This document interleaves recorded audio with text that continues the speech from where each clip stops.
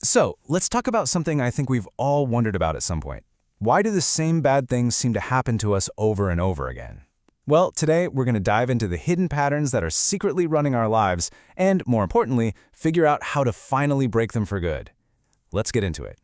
Have you ever noticed this? It's kind of strange, right?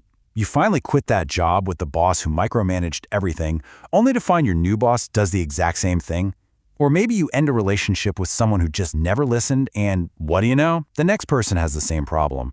It feels like you just have terrible luck. But what if it's not a coincidence at all? What if it's the same exact problem, just wearing a different disguise? All right, so here's our roadmap for today.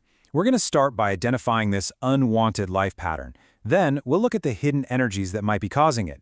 After that, we'll get into something called the emotional attraction principle. And then we'll get to the good stuff, the solutions. We'll talk about why you need to evolve, don't just solve, and how to do that by setting what we'll call your platinum standards.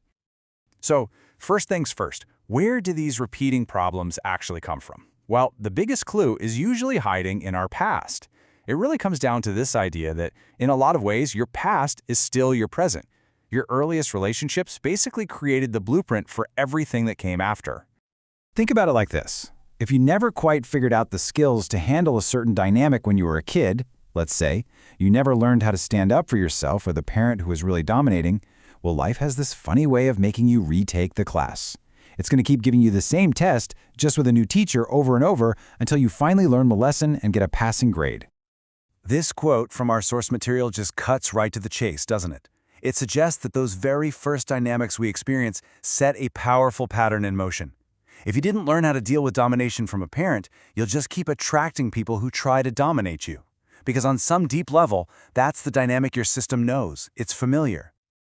Okay, so if our past sets the stage, what's the actual mechanism here? What's going on under the hood? Let's move on and look at the hidden energies that are pulling the strings in our relationships. It all kind of comes down to the classic idea of yin and yang. Now, it's super important to get this right. This has nothing to do with being a man or a woman. Every single one of us has both yin and yang energy. Yin is that nurturing, empathetic side, what you might call feminine energy. And yang is the driven, assertive, goal-oriented side, the masculine energy. We all have a mix, but the problem starts when one becomes way more dominant than the other. And here's how that plays out. Nature is always trying to find balance. So if a man is operating primarily from his feminine, or yin energy, he is going to subconsciously attract a partner who is dominant in her masculine, or yang energy. And what you get is that classic dynamic where maybe he feels controlled and she feels like she has to do everything and take charge. Sound familiar to anyone? This next part, this is the absolute core of it all. This is the big aha moment. It's not just about some vague energy. It's about the very specific emotions you feel on a regular basis. This is what's called the emotional attraction principle, and it's a total game changer. The idea here is called complementary emotions. And what it says is that our internal emotional state acts like a magnet. But here's the twist. It doesn't attract the same emotion, it attracts its partner emotion. It's like a lock and a key. The feeling you carry around inside you all the time is the lock, and life will just keep bringing you the key that fits it perfectly. Let's look at some of these examples, because this is where it gets real. If your internal default setting is to constantly feel guilty about something, you will attract people and situations that punish you. Why? Because punishment is the natural complement to guilt. If you're always feeling helpless, you will consistently attract dominant people who take over. It just fits. And hey, the good news is it works for positive emotions too. A constant state of gratitude, that attracts generosity. Honestly, this is the most powerful way to think about it. If you are emotionally broadcasting the frequency of prey, feeling small, scared, helpless, you can't be surprised when predators show up. You're basically sending out a signal that says, I'm a victim, and the universe is just responding to that signal. You won't attract other rabbits, you'll attract what preys on rabbits. Okay, so we've seen the pattern, we've diagnosed the cause. So, now what? How in the world do we break free? Well, this is where we have to make a huge shift in focus, from trying to change things out there to changing things in here. It's time to stop just solving problems. And this is the key. Quitting the job, ending the relationship, that's just solving. You're dealing with the symptom, you're not getting to the root cause. Evolving means you change the internal pattern that attracted the problem in the first place. It's the difference between swatting away one mosquito and actually draining the swamp where they all breed. To really evolve, you have to go deep. You have to work on 3 different levels. See, most of us only focus on the top level, the result pattern, the bad stuff that keeps happening to us. But that's just the surface. To really change that, you have to go 1 level deeper and change your emotional pattern, the feelings you're kind of addicted to, like guilt or helplessness. And to change that, you have to go to the absolute core, your identity belief about who you truly are. So that leads us to the final and I think the most important part of all this. How do we actually do that?